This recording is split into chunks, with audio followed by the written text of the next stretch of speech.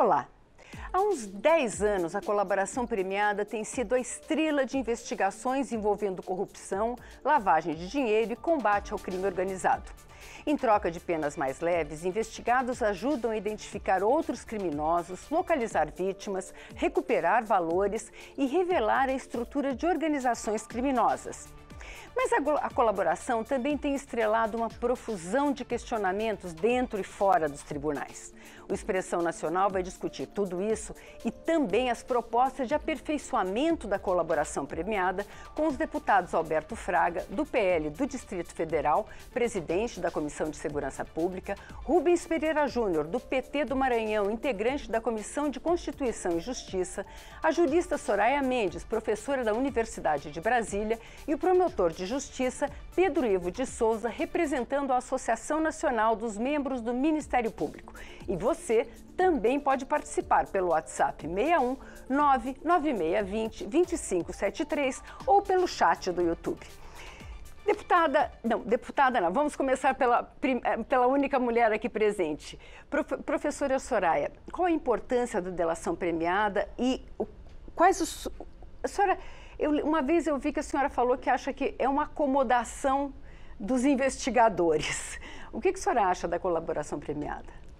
Bem, antes de tudo, um prazer imenso participar desse debate, dessa discussão. Esses temas são todos temas que nós precisamos realmente ter, não só a veiculação pela TV Câmara, mas de um debate muito aprofundado e amadurecido de parte do Parlamento brasileiro, porque, afinal de contas, toca com questões que são fundamentais na medida em que se tem de compreender também o processo o processo penal, né, e a persecução penal dentro de um grande processo político.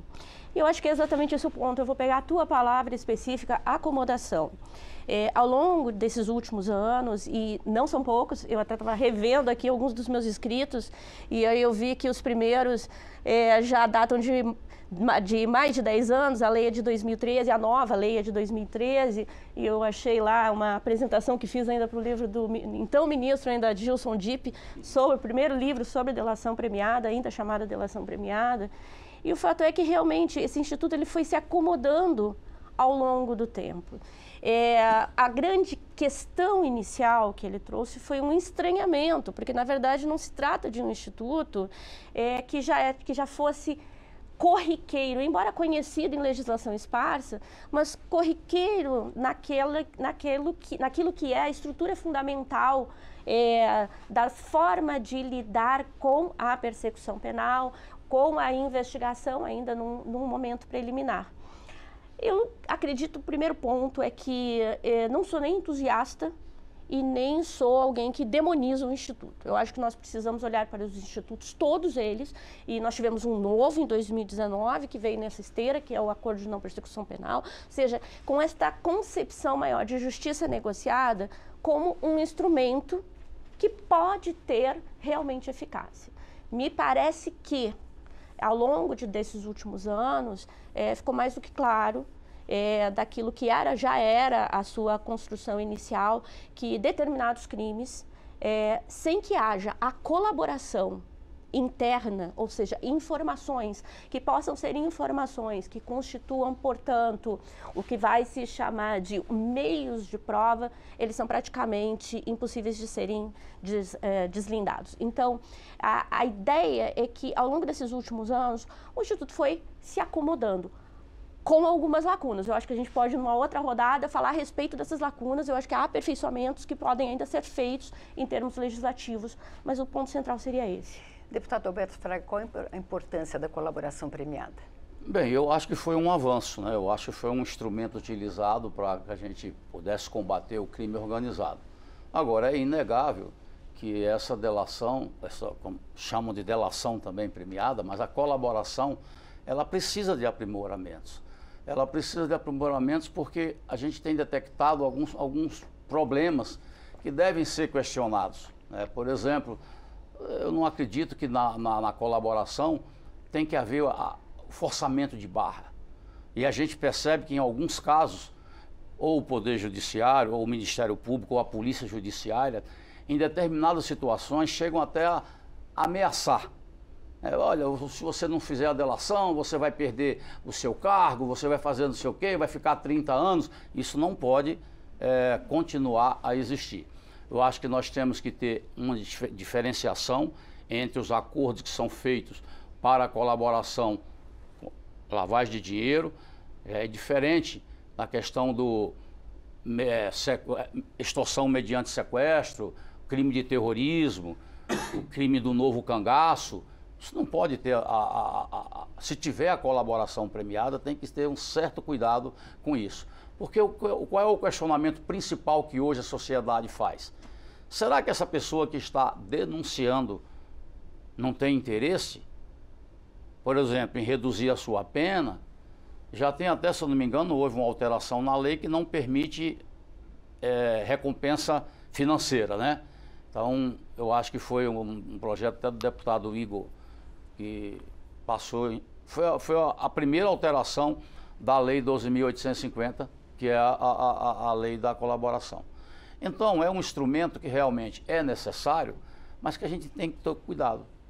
Nós não podemos ter essa disputa da polícia com o Ministério Público, né? Parece que agora já houve um acordo, então a polícia quando faz a colaboração, tem que passar pelo Ministério Público para depois ir ao juiz. Então, essas coisas precisam ser acomodadas, né? Para a gente não continuar com esses questionamentos. Precisa realmente de algumas coisas, alguns pontos importantes para a gente continuar avançando. A delação ou a colaboração, ela não pode ser simplesmente pela vontade do delator ou do colaborador. Tem que ter provas, tem que apresentar provas. Não adianta a pessoa só falar e não ter como ser comprovado aquilo. E um avanço na lei é que permite que o acusado, né, ou o delatado possa se manifestar, coisa que antes não estava prevista. Hoje ele pode. Doutor Pedro Ivo, por favor, qual a importância da colaboração e em que medida ela facilitou as investigações de crimes mais complexos? Ok, Vânia, primeiro agradecer a oportunidade de estar aqui, representando a Associação Nacional do Ministério Público, nosso presidente, Tarcísio Bonfim. Cumprimentar aqui os deputados, Fraga, Rubens, também a Soraya. Satisfação enorme estar dividindo esse momento com todos vocês aqui. A colaboração ela tem uma importância enorme para a sofisticação das técnicas de investigação, para a nossa atuação num processo penal, até mesmo mais humanizado. Falamos aqui um pouco sobre eficiência do processo, mas é bom ressaltar que a lei também prevê a colaboração, esses benefícios, esses prêmios, no caso em que a gente consegue soltar as vítimas, né? Então, se você pensa sobre esse ângulo, a colaboração, que lá no nosso ordenamento nasce com a nossa lei de crimes hediondos, alterando né, o nosso 159, né, ela tem uma finalidade inicial para resultar em liberdade, em soltura dessas vítimas. Se a gente pensa assim, ela vai ter um viés. Se a gente pensa só na questão da eficiência, ela tem um outro viés. E se a gente pensa ela numa totalidade, aí a gente vai identificar que são vários os benefícios. É bom ressaltar que a gente, quando introduz, portanto, essa colaboração no nosso sistema de uma forma um pouco mais sistemática com a lei de organizações criminosas, nós estamos entrando num cenário internacional, né, que já vem trabalhando com isso um pouco mais tempo do que o cenário brasileiro, com as convenções de Mérida, de Palermo. Então, assim, falar sobre colaboração premiada tem vários avanços. E para a investigação, sim, a gente diz que, e para o processo como um todo, é uma técnica especial de investigação. Ela tem que ser tratada nessa dimensão da especialidade, da excepcionalidade, e que traz, sim, se bem conduzida, excelentes resultados para o processo e para a sociedade. Deputado Rubens Pereira, como é que o senhor vê essa questão dessa investigação colaborativa, né? Essa colaboração entre a justiça, entre os meios de persecução do Estado e as pessoas que cometem crimes? É um instituto que tem lá origem no direito romano, mas que ficou ainda mais popularizado a partir, acho que, da década de 70, 80, no direito norte-americano. E que foi, de alguma forma, importado, e a gente está fazendo os ajustes da medida dessa colaboração. A prática, a realidade já impôs que sem o instrumento da colaboração, muitas investigações não seriam concluídas da forma que foram. Que, portanto, o poder de investigação do Estado ele é limitado. Na maioria das vezes, o Estado investiga bem ali quem está na margem inicial do crime. Mas em organizações complexas ou em crimes mais complexos, você tem dificuldade de chegar até o mandante, de chegar até as vítimas, de conseguir a recuperação do que foi eventualmente destruído. E o nosso desafio é, portanto, utilizar a colaboração como instrumento de investigação. Qual seria a base disso? O Estado investigou, chegou até alguém, tem indícios ali de autoria, de materialidade, mas não consegue avançar na investigação. E aí ele pede ajuda. Se você me ajudar a investigar mais, se você trouxer outros elementos de prova, se você me trouxer, por exemplo, que é o mandante, a gente lhe dá um prêmio. Essa discussão do prêmio, a gente tem que ter a dosagem dela. No direito norte-americano, ela é bem mais ampla. Aqui nós temos uma margem de negociação menor. E esses são os ajustes que nós temos que fazer na colaboração premiada.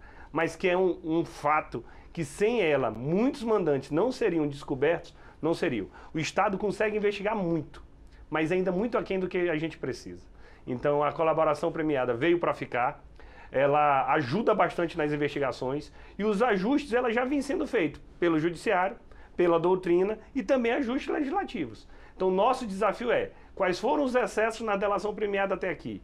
No início a delação premiada era usada não como instrumento de investigação, mas como instrumento até mesmo de pressão política para alcançar um fim desejado em uma dada investigação. E isso é o desvio, é o mau uso da colaboração premiada. A gente viu também casos onde a delação premiada virava verdade. Alguém divulgava uma delação premiada, já havia um pré-julgamento por parte da sociedade e faltava depois ser confirmado em outros elementos de prova. Antigamente, como bem disse o deputado Fraga, o réu sequer tinha, o investigado, o delatado, sequer conseguia se defender, o que é um absurdo. Isso fere de morte o nosso sistema de processo penal. Então, a conclusão que eu chego é que ter a colaboração, ainda que de um réu, porque parte da sociedade pode dizer, mas você vai pedir ajuda para um criminoso? Se for para garantir que a investigação avance, vale a pena, tendo as bases na lei, tendo os limites impostos e os ajustes e as melhorias que já vêm sendo feitos. Pois é, os senhores lembraram de uma coisa, é um instituto relativamente recente na forma como ele existe, porque para a gente que assiste série americana, a gente acha que isso sempre existiu. Eu acho que quem está em casa está pensando isso, mas isso não é, né? Para o Brasil, isso essa negociação do Ministério Público e policiais com o criminoso é mais ou menos recente. Agora, os senhores citaram uma coisa, eu vou começar a perguntar para o doutor Pedro Ivo, por que tanta anulação? Quer dizer, a gente viu diversos casos de crimes que foram solucionados, né, ou chegaram a algum termo, de investigações que chegaram ao fim com a delação premiada, mas a gente está vendo também anulações de diversas decisões aí no meio por causa de vício nas delações. Por que acontece isso, doutor Bom, Pedro? eu posso começar respondendo a sua pergunta exatamente com a sua afirmação. É um instituto muito novo e a gente fala, portanto, da sua sistematização de pouco mais de 10 anos para cá, sendo que a parte procedimental ela ganha maior corpo de 2019 para cá. Então é natural que a gente vá aperfeiçoando ele, quer no plano político com a legislação, quer no plano jurídico com as decisões judiciais.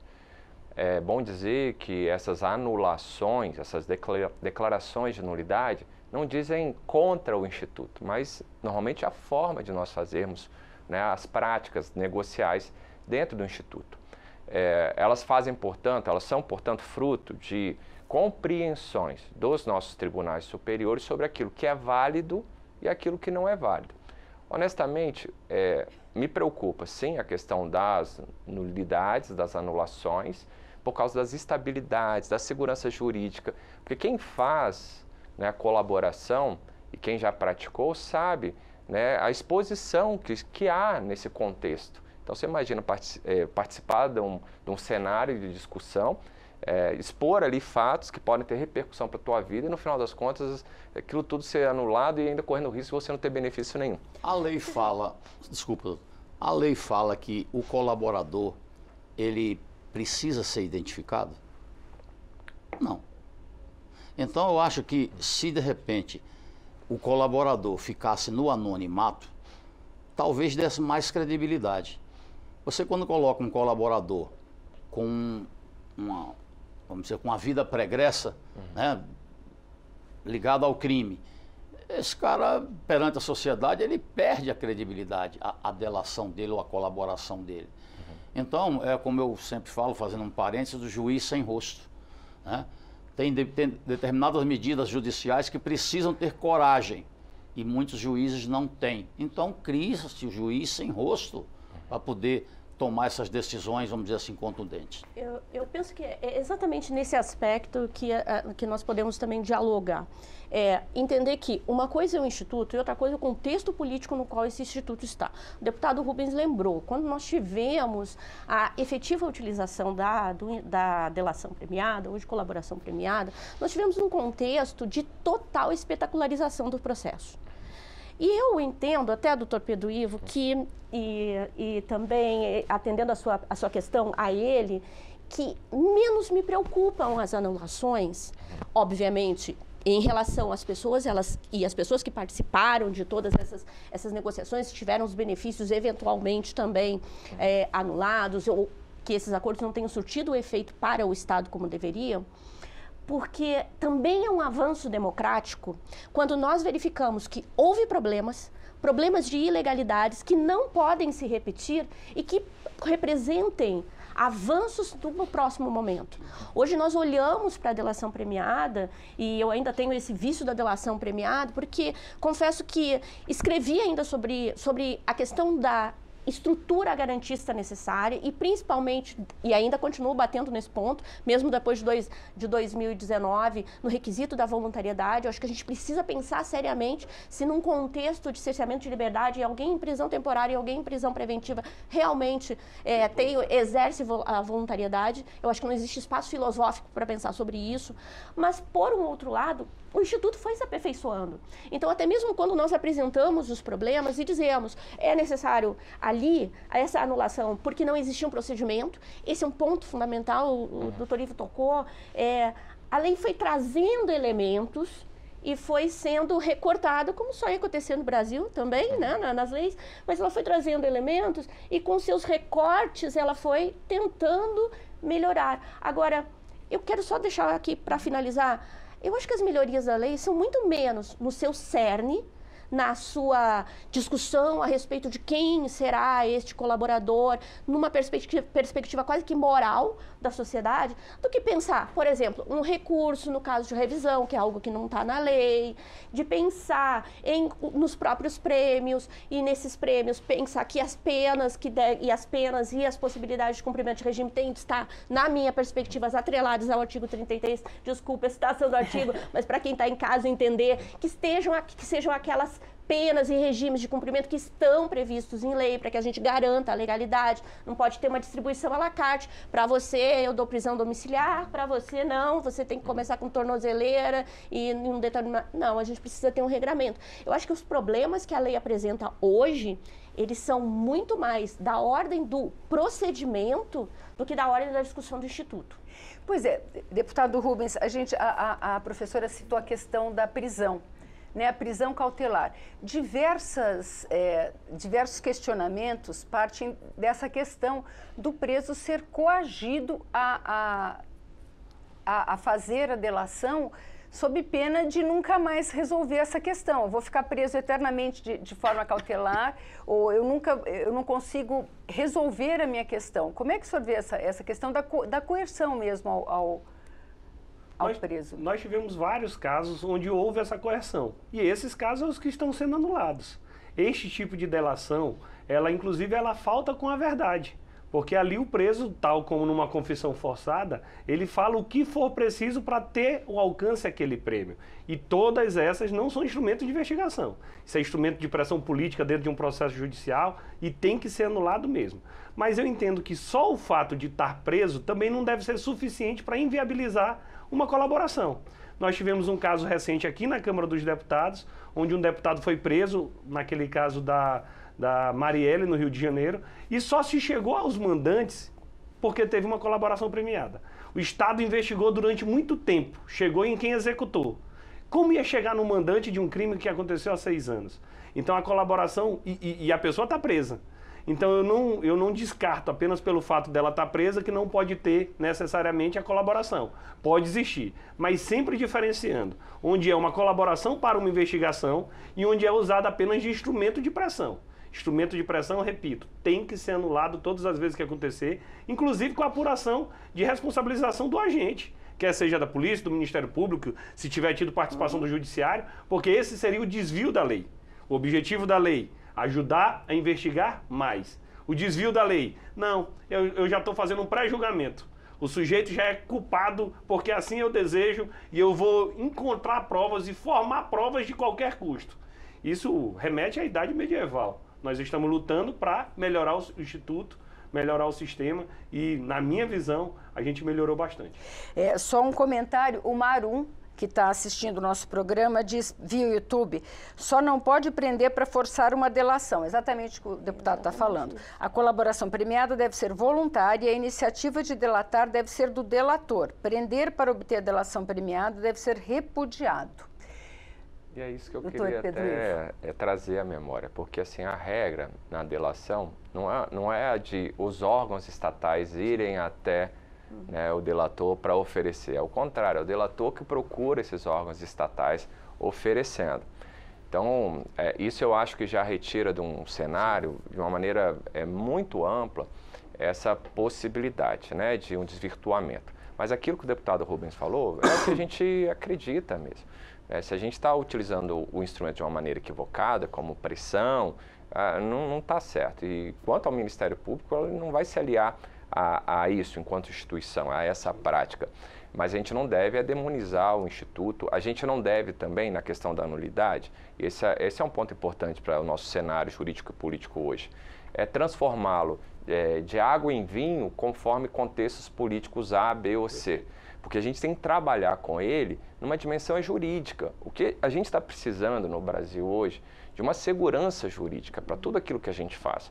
Porque hoje, se o agente do Ministério Público, membro, vai lá atuar e tem um regramento estabelecido e ele cumpre aquilo fielmente, mas daqui a 5 anos vão mudar e vão entender que ele agiu errado, e isso vir para a vida dele como uma possibilidade de ser responsabilizado, isso é um problema enorme para o nosso sistema judicial. Então a gente tem que ter um cuidado com isso, porque assim, entender das nulidades, o que eu estava tentando colocar no início natural num processo novo da implementação do Instituto. A gente não deve ver isso como, nossa, o Instituto é um problema, tá vendo, foi anulado.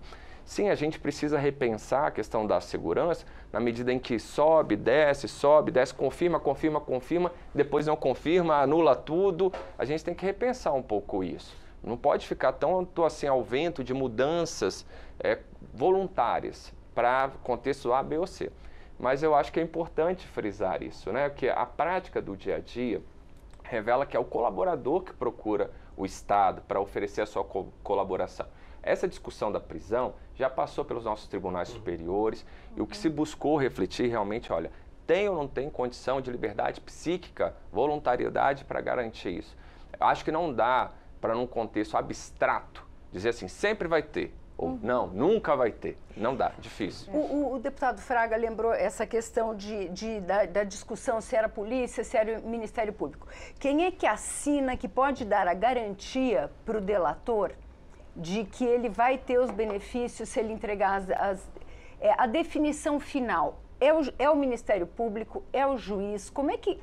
porque isso é uma dúvida mesmo, acho que das pessoas em comum. É a polícia? Quem é que fala assim, não, se você me entregar o chefe da sua organização, você vai ter esse benefício? A segurança só vai estar estabelecida com a homologação judicial. Do juiz. 100% só o juiz. É só com o juiz.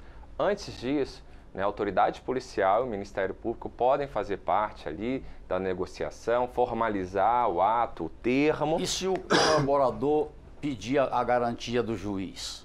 É a homologação. É a homologação. Não, eu digo assim, ele fala, eu só vou, mas o promotor e nem a polícia pode garantir ao colaborador que o juiz vai homologar. 100% entendeu? não. Então ele não tem essa garantia. Mas esse é o ponto do aperfeiçoamento da norma, porque a norma determina que, apresentados os indícios, haverá, obviamente, uma avaliação, seja da autoridade policial, hoje mais tendente ao próprio Ministério Público, se isso será ou não eficaz num jogo de probabilidade futura, que pode ser que não aconteça. Então, realmente, é um terreno movediço.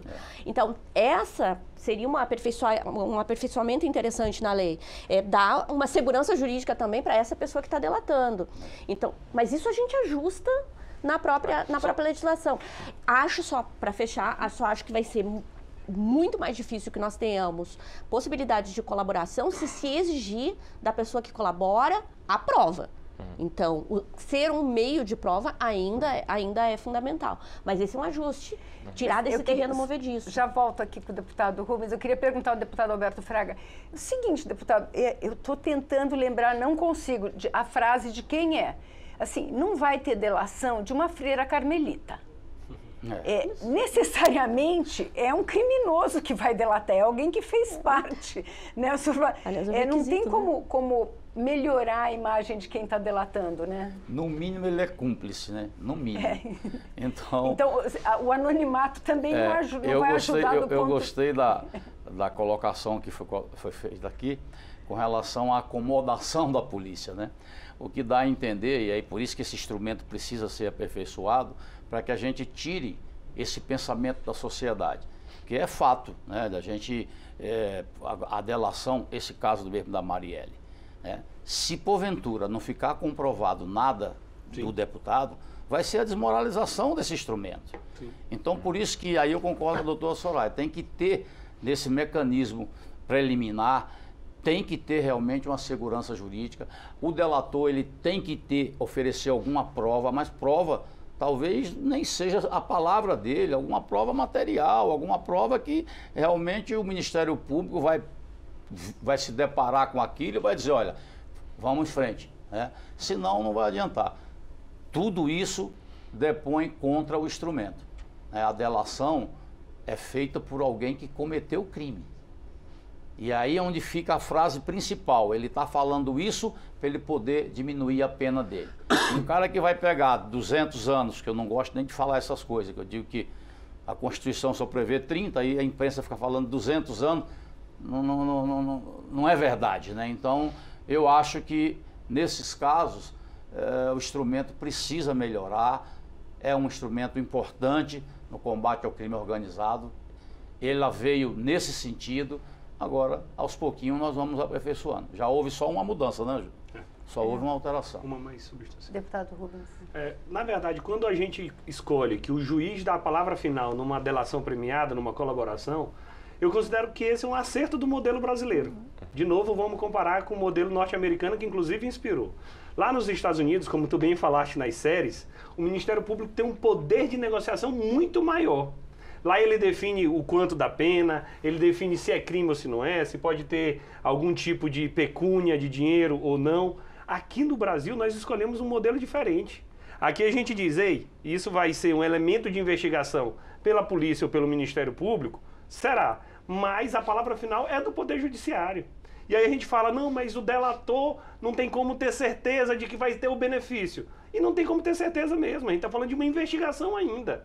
Quem vai dar certeza ou não do benefício é o processo judicial, é a fase posterior. A gente está falando da fase de investigação. Agora, ele contribuiu para a investigação, essa contribuição foi homologada, seguramente o benefício vai ser alcançado. Porque a homologação é o que dá justamente a segurança para o Estado brasileiro de que aquelas informações vão ajudar a elucidar aquele crime. Vão ajudar a recuperar o patrimônio que foi dilapidado, vão ajudar a salvar algumas vítimas. Então, este modelo, onde a palavra final é a homologação pelo Poder Judiciário, considero um acerto. Se fosse para a gente avançar mais em relação ao direito norte-americano, como já teve tentativas aqui no Congresso Nacional, na época das 10 medidas de combate à corrupção, apenas para dar um exemplo, Playbar Gang e outros tantos, queria deixar ainda mais disponível essa questão da definição do quanto da pena. Então, ao meu ver, a palavra final ser do judiciário é correto. O delator não tem certeza mesmo de qual vai ser o prêmio que vai estar estabelecido, porque isso é só no processo judicial, que é depois da investigação. Inclusive o quanto da pena? Inclusive o quanto da pena. Há ali um indicativo. E se durante o processo ocorrer a prescrição? Não vai ter nem pena. Então, quem vai definir a exatidão será posteriormente. Então, de alguma forma, eu entendo que a gente tem que separar, mesmo com a homologação judicial, é diferente da fase de investigação e da fase do processo judicial. Quanto mais distante tiver essa definição de pena, essa definição se é crime ou não é, e do prêmio, entre quem está investigando, que é o Ministério Público e Polícia, e quem está decidindo, que é o Poder Judiciário, é melhor para o nosso sistema. Professor, a senhora falou essa questão da pena, quer dizer, eu não posso, sei lá, é um crime que a pena é de 12 a 30 anos, né? Eu acho que é homicídio doloso, isso. Eu não posso, eu tenho um limite do que eu posso dar de benefício, quer dizer, a pessoa não vai poder ficar em prisão domiciliar. Bom, é que essa é uma discussão, nós tivemos um debate no Supremo Tribunal Federal também sobre isso, e é o ponto que também está em aberto, de se entender, e essa é a minha perspectiva, que o controle por meio da autoridade judicial e também por meio de vinculações que são vinculações legais, ele é absolutamente necessário, ou seja, nós temos limites estabelecidos na nossa legislação, nós temos tipos de penas estabelecidos na nossa legislação, temos regimes estabelecidos. Portanto, essas regras, que são regras limites, são as regras que têm de ser utilizadas no momento em que se decide exatamente que prêmio será concedido. Não importa a importância da informação que eu quero. Não. Totalmente é vinculada a essa contribuição. Não basta que se tenha ali uma contribuição de algo que já é sabido, de algo que se poderia chegar por outros métodos. Então tem de ser algo que tenha realmente um peso fundamental. E me parece que eu quero voltar à expressão das freiras carmelitas, embora elas possam ser muito guerreiras também, mas não quero colocá-las nesse âmbito aqui da relação, mas não como criminosas, mas é para dizer que tudo, absolutamente tudo na vida, e aqui eu falo muito menos como jurista, falo como cientista política, é um cálculo. É um cálculo, e nós precisamos entender que esta pessoa, mesmo que tenha participado de uma organização criminosa, a sua liberdade está em jogo. Sim. Ela tem o direito de fazer um cálculo na medida em que maior quantidade da sua liberdade pode ser suprimida pelo Estado. E eu sei que é muito difícil pensar isso, porque as pessoas tendem a olhar e dizer, mas é um criminoso, é um ser execrável, é alguém que, além de tudo, é o traidor dos demais. Mas eu acho que nós precisamos tratar isso com um tanto mais de racionalidade. Primeiro, que o Estado necessita dessa colaboração, na medida em que, como nós já dissemos aqui já várias vezes, existem situações que são situações muito difíceis de serem resolvidas se não houver uma informação interna, informação de quem conheceu e todos aqueles fatos, se não todos, boa parte deles, e que, por um outro lado, essa pessoa ela tem o direito de fazer um cálculo a respeito da sua própria vida e dizer, para mim, abre aqui a possibilidade de uma redução de pena ou mesmo de uma aplicação de regime de cumprimento que vai ser algo mais favorável para mim e para minha família. Deputado eu tenho uma curiosidade. Já foi dito aqui, pelo doutor Pedro Ivo, que quem procura fazer a delação é o colaborador. Mas tem casos, nós não podemos esquecer, que tem casos que é a polícia ou o próprio Ministério Público que vai e faz a proposta, né? Isso é fato, a gente sabe de vários casos nesse sentido. Aí pela sua experiência, eu lhe perguntaria o seguinte, doutor. Na hora que está sendo feito esse acordo, o Ministério Público ou a polícia já diz qual é o benefício, vamos dizer assim, que esse colaborador vai ter? Porque se se houver essa conversa, vocês têm que primeiro ir no juiz, né?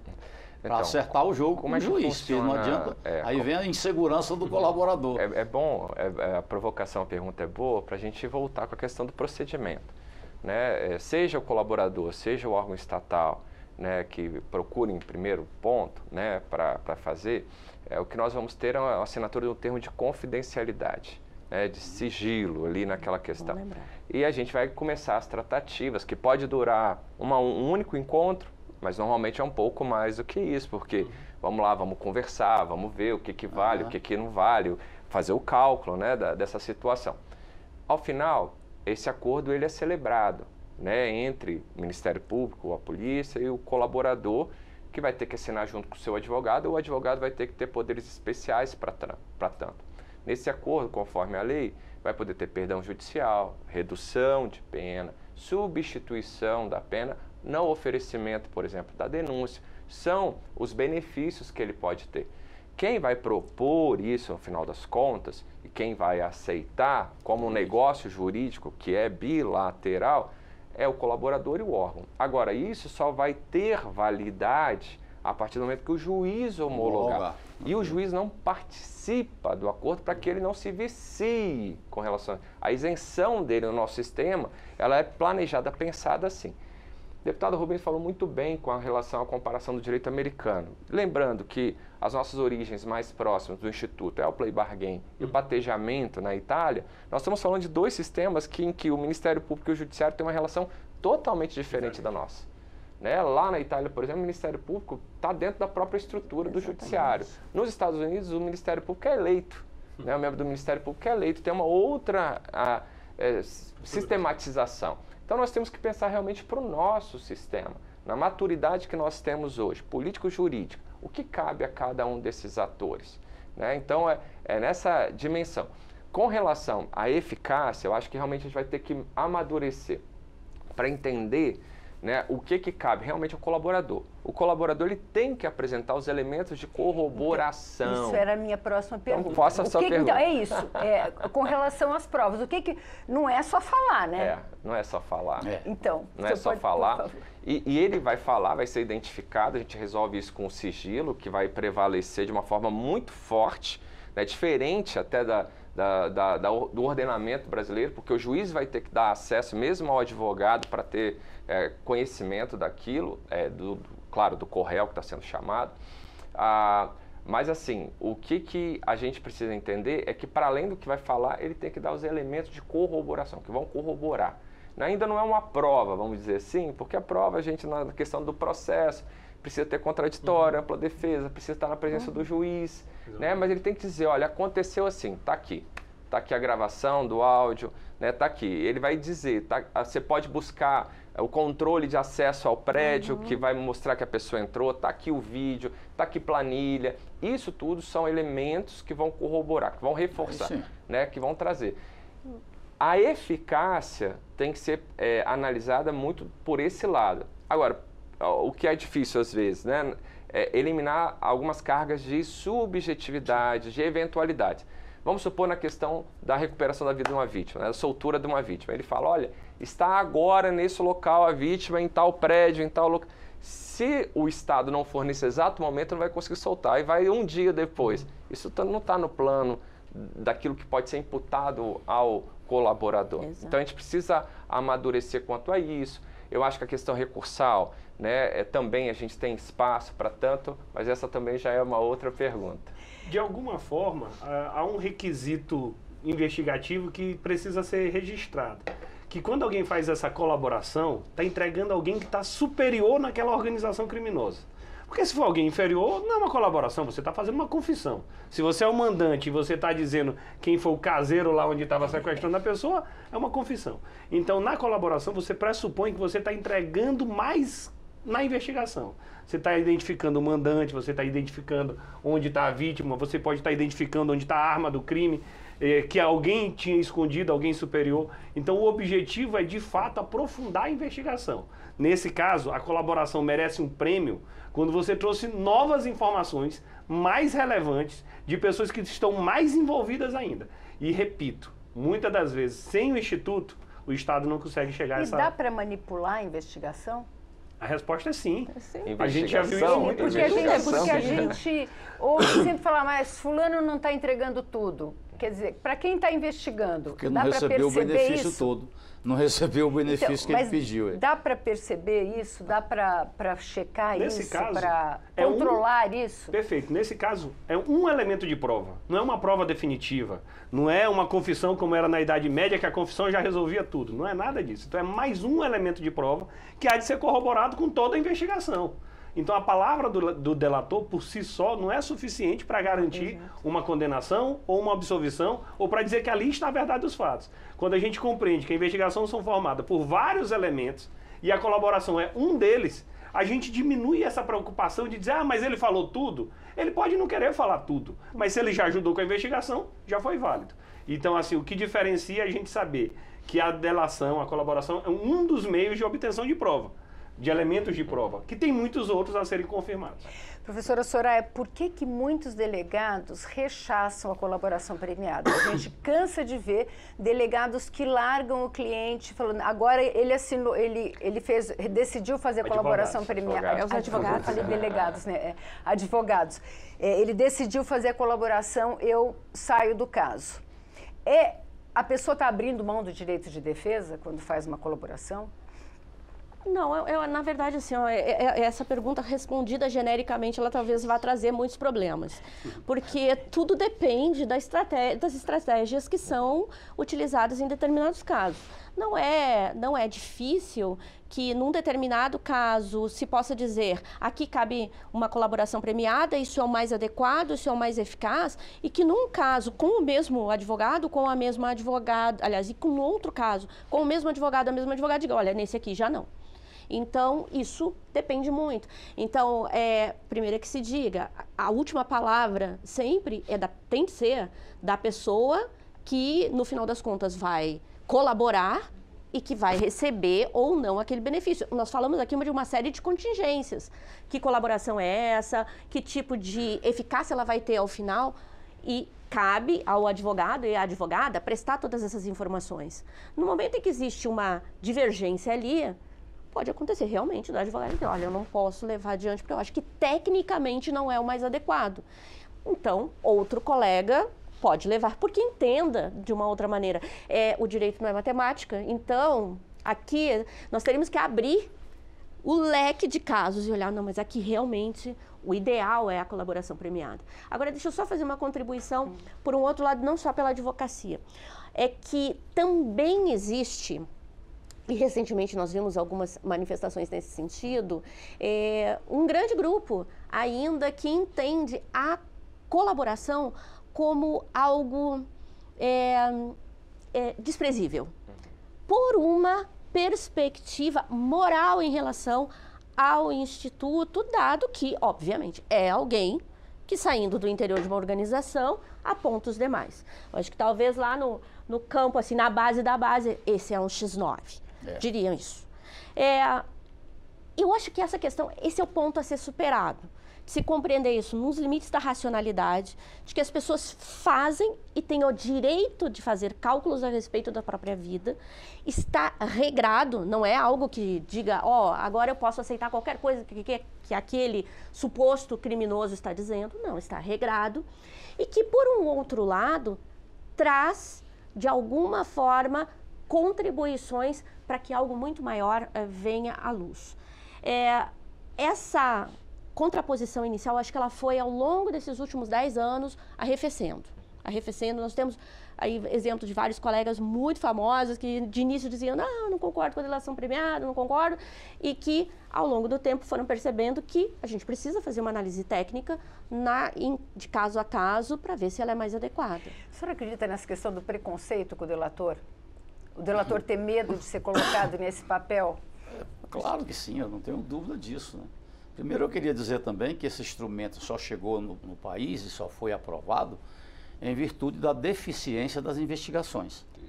Se nós tivéssemos uma polícia que investigasse e apurasse, né, eu acho que não precisaria do Instituto da Colaboração Premiada.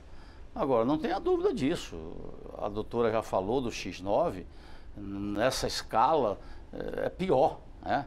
São pessoas que, se for para uma organização criminosa, de uma certa forma, está sentenciada.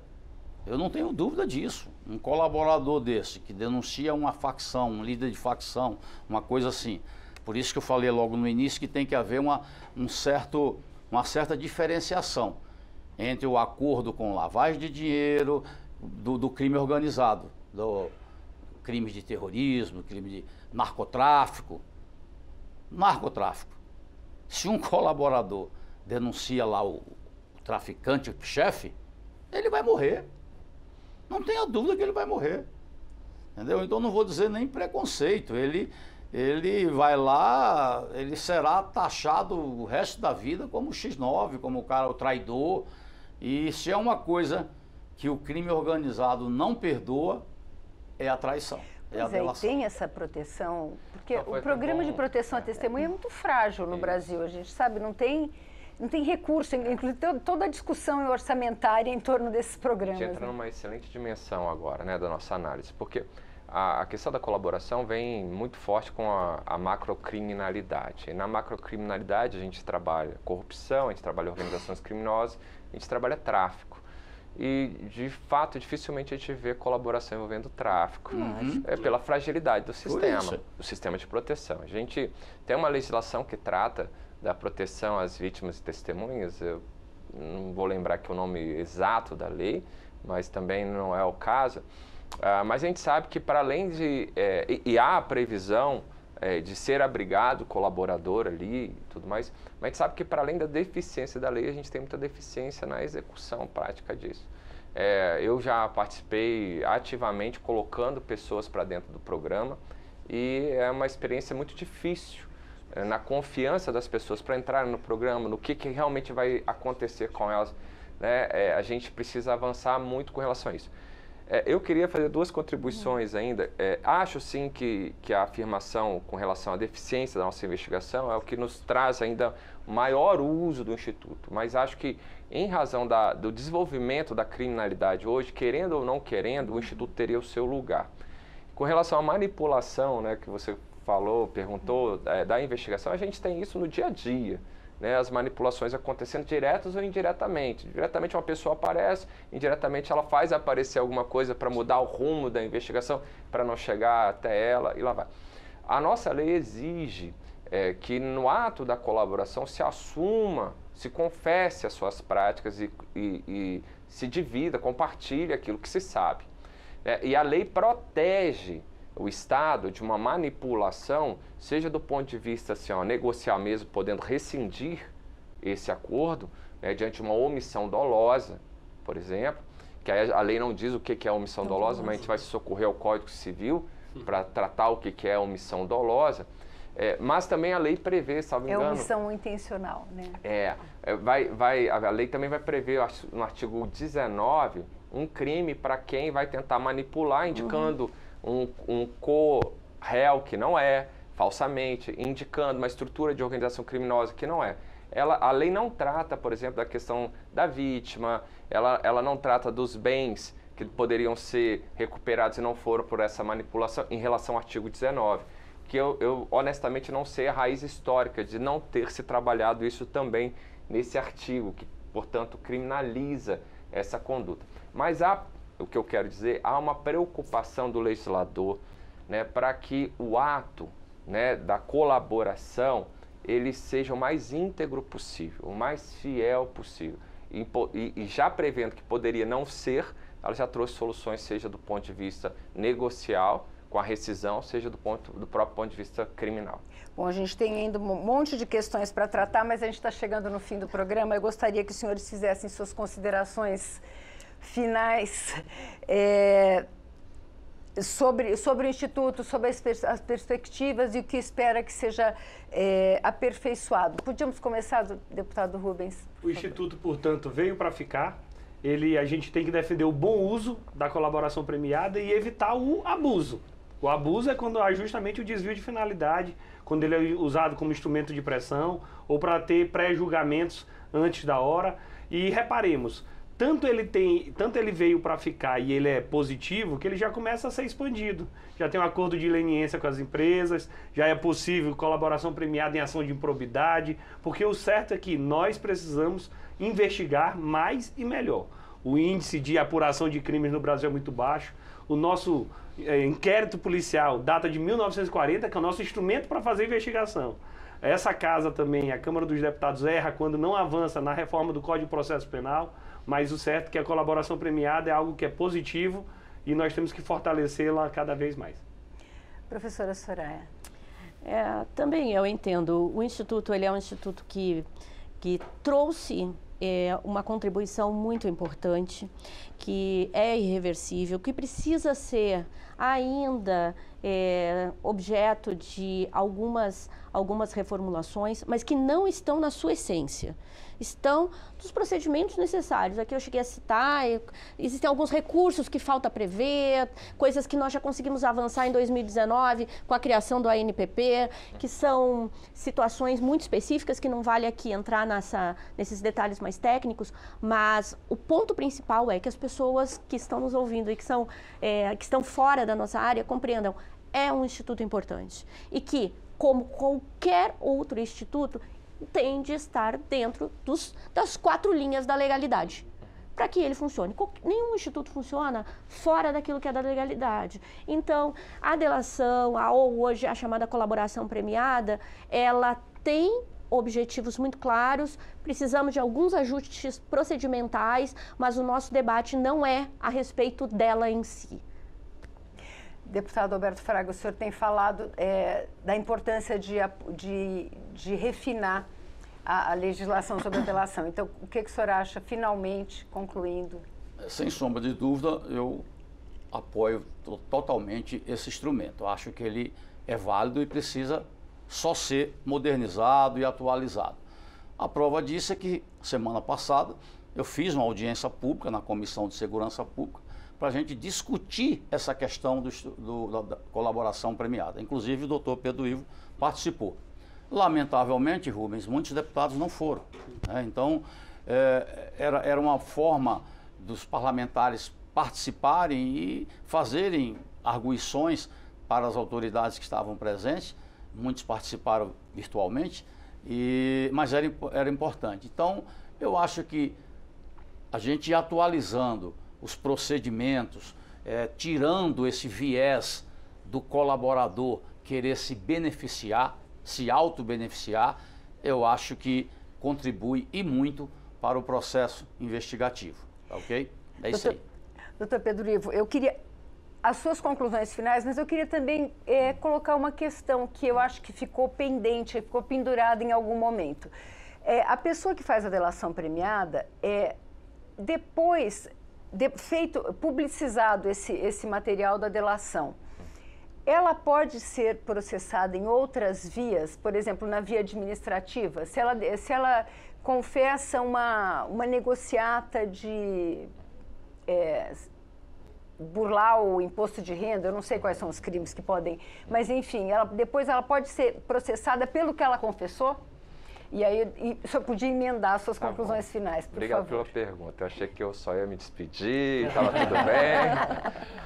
Bom, primeiro dizer que a colaboração deve ser feita sobre o objeto específico da investigação, que pode sim envolver repercussões para outras áreas, administrativa e civil. Nós temos previsão na lei para o compartilhamento de provas. Portanto, havendo o acordo com relação a isso e homologado judicialmente, essa prova vai poder, que será produzida, poderá ser utilizada sim. Com relação ao Instituto... Quer dizer, o acordo não exclui se limita só à parte processos. penal, não se limita só à parte penal. Pode ser sim utilizado para outros. Com relação ao Instituto, eu gosto de dizer que eu sou um entusiasta realista dele. Enquanto Instituto, eu acho que a gente tem que trabalhar para que ele sim seja modernizado, aperfeiçoado, melhorado. Ele não vai sair da pauta do nosso dia a dia. Agora, com relação à sua prática, a gente tem que ser bem realista. Por um lado, por outro, são pessoas de carne e osso que vão utilizá-lo para lá e para cá, e a gente tem que ter cuidado com isso, como um direito como um todo. O direito é algo que às vezes a gente fala dele com uma facilidade, mas ele é algo muito sacro para a sociedade, para a estabilização das relações, para que a gente possa conviver em conjunto. O direito ele tem que ser protegido por nós. Mas bem, com relação à delação, acho que a gente vai avançar. O Ministério Público tem tentado fazer o seu papel com relação, por exemplo, ao indeferimento de plano da possibilidade. Internamente a gente tem estabelecido enunciados para delimitar melhor. E isso pode vir agora com o trabalho aqui da Câmara, né, como proposta para a gente fazer alteração na lei, e a gente está disposto a isso. Que a Comissão de Segurança Pública está discutindo. Exatamente. Estaremos lá. Eu agradeço a presença dos senhores. E o Expressão Nacional conversou sobre a aplicação da colaboração premiada com o promotor de justiça Pedro Ivo de Souza, a jurista Soraya Mendes e os deputados Rubens Pereira Júnior, do PT do Maranhão, e Alberto Fraga, do PL do Distrito Federal. Você pode rever ou compartilhar esse programa e também acompanhar esse debate nas nossas redes sociais ou na página câmara.leg.br. Obrigada pela audiência e até a próxima.